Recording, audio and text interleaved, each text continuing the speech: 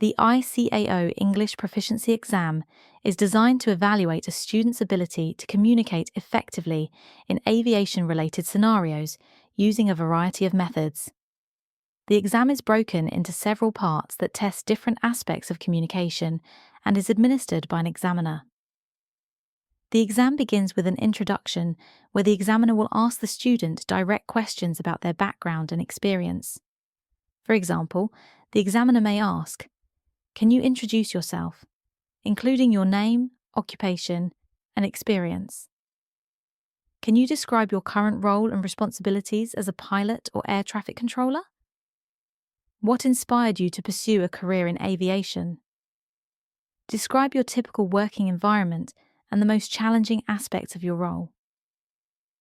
Following the introduction is a listening and comprehension section, which is done using audio files.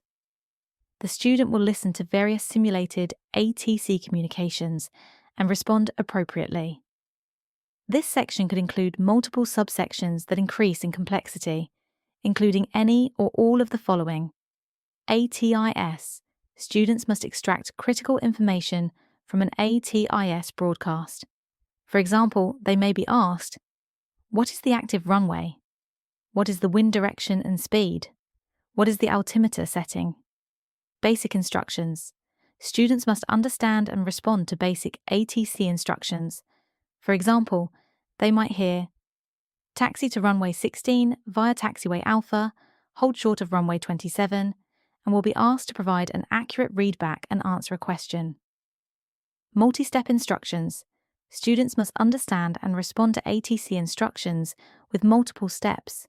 An example given is, descend to flight level 100, turn left heading 270, reduce speed to 250 knots, and contact approach on 120.3, and the student will be asked to give an accurate readback and answer an expanded question. Non-standard phraseology. Students must interpret non-standard language and respond using standard ICAO phraseology. For example, the student might hear, "UAE 789, after you pass the VOR, take a left and then go down to 3,000 feet, and then get in touch with the tower on 118.1, and will need to respond in standard phraseology and answer an expanded question." Emergency scenarios. Students will be asked to respond to emergency communications using standard ICAO phraseology. For example, they may be asked to declare an engine failure, state intentions, and answer an expanded question.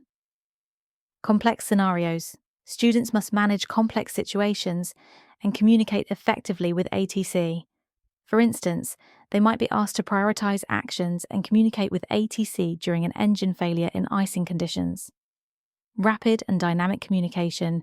Students must process and respond quickly to a high volume of information, maintaining situational awareness. Unexpected situations. Students will need to handle and communicate during non-routine and emergency scenarios.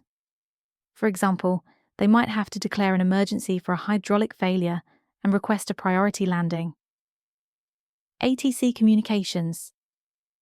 While describing an image, students will need to describe an image related to a scenario, while also communicating with ATC.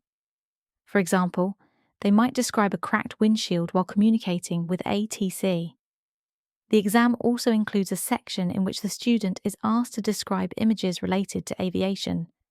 For example, the examiner may ask the student to, "Please describe the scene in the image when presented with an image of an aircraft on a snow-covered runway with a snowplow nearby." Additionally, there is an interactive communication section where the student will listen to simulated ATC pilot communications and then be asked questions based on the scenario. For instance, a scenario might involve an aircraft that loses weather radar during approach, and the student will be asked to interpret and discuss this scenario. Finally, the exam includes a general discussion on aviation topics, where the examiner will ask questions to allow the student to give opinions, speculate about the future, and justify their ideas. For example, the examiner might ask, "What measures are in place to ensure safety during winter operations?"